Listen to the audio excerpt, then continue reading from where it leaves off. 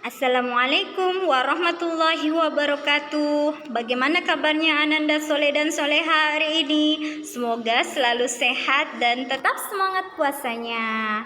Ananda Soleh, Solehanya Ustazah, apakah sudah melaksanakan sholat duha hari ini? Bagi yang sudah melaksanakan, Ustazah mengucapkan banyak terima kasih.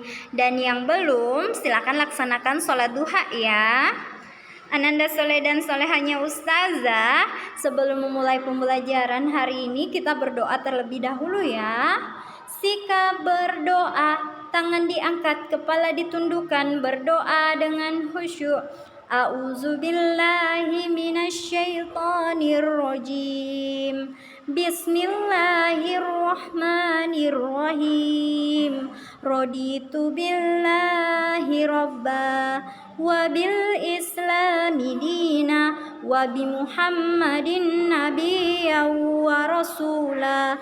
Rabbi zidani ilma warzuqni fahma. Amin. Semoga pembelajaran hari ini diberkahi oleh Allah Subhanahu wa taala dan ilmu yang kita peroleh bermanfaat. Baiklah, pembelajaran hari ini adalah tentang kisah Nabi Muhammad SAW. Adapun ayat yang berkaitan dengan pembelajaran kita hari ini adalah Quran Surah Al-Anbiya ayat 107. Dan tidaklah kami mengutus kamu melainkan untuk menjadi rahmat bagi semesta alam. Baiklah Ananda Soleh dan Soleha, adapun tujuan pembelajaran hari ini adalah Ananda dapat mengenal kisah keteladanan Nabi Muhammad SAW dan siswa dapat menceritakan kisah keteladanan Nabi Muhammad SAW. Nah, beberapa pekan lalu kita telah belajar tentang kisah keteladanan Nabi Hud alaihissalam ya. Masih ada yang ingat? Iya. Keteladanan yang patut kita tiru dari Nabi Hud adalah kegigihannya dalam membimbing umat manusia ke jalan yang benar.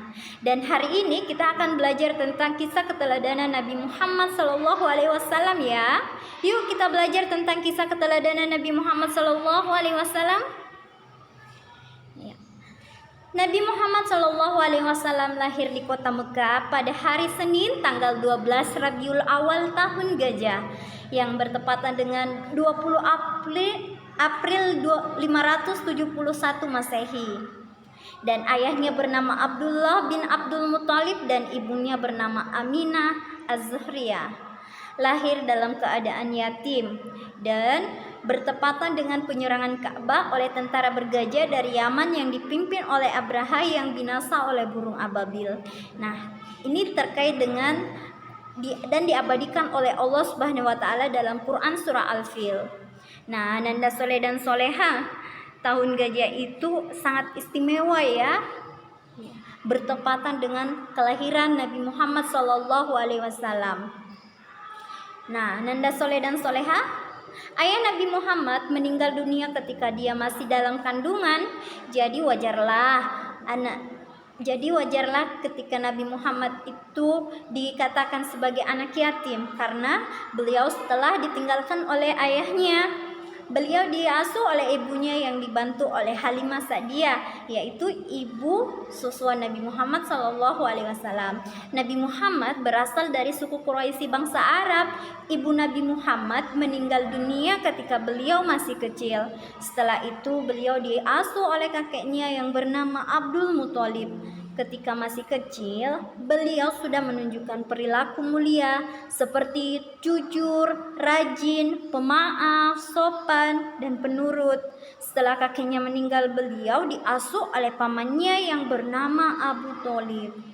Beliau menggembala kambing milik pamannya. Beliau juga dipercaya menggembala kambing penduduk Mekah. Ketika berusia 12 tahun, beliau membantu pamannya berdagang hingga keluar Mekah, yaitu ke Syam.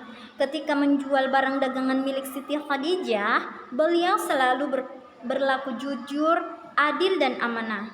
Setelah dewasa, beliau menikah dengan Siti Khadijah dan pada usia 40 tahun, beliau diangkat menjadi Rasul. Nah, Nabi Muhammad SAW adalah orang yang giat, tekun, dan ulet dalam bekerja. Nah, kehilangan orang tua juga tidak menjadikan halangan bagi Nabi Muhammad SAW untuk menjadi orang sukses. Jadi, Nanda soleh dan soleha patut meneladani sikap dan perilaku Nabi Muhammad SAW ya. Ya, keteladanan Nabi Muhammad SAW yaitu sabar dan pemaaf menjadi kunci sukses Nabi Muhammad dalam berdakwah. Ketika berdakwah menyebarkan ajaran Islam, beliau menerima banyak hinaan dan siksaan dari orang-orang kafir. Bahkan Nabi Muhammad SAW pernah dilempari kotoran, pernah dilempar batu. Tetapi Nabi Muhammad SAW tetap gigih dan berjuang untuk berdakwah. Dan sikap yang jujur dapat membawa keberuntungan. Betul, Nabi Muhammad adalah sosok teladan yang patut dicontoh karena beliau mendapat gelar Al-Amin, yaitu orang yang dipercaya. Ya. Nabi Muhammad adalah orang yang dipercaya, orang yang jujur, tidak berkata bohong, tidak menipu dan berkhianat. Jadi wajib ditiru ya Nanda soleh dan soleha, selalu bersikap jujur.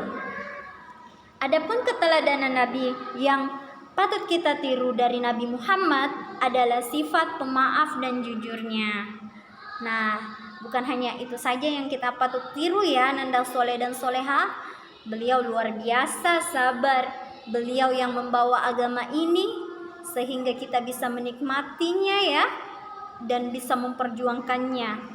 Nah, sebagai latihan hari ini adalah yang pertama, orang yang pemaaf akan disayang oleh siapa?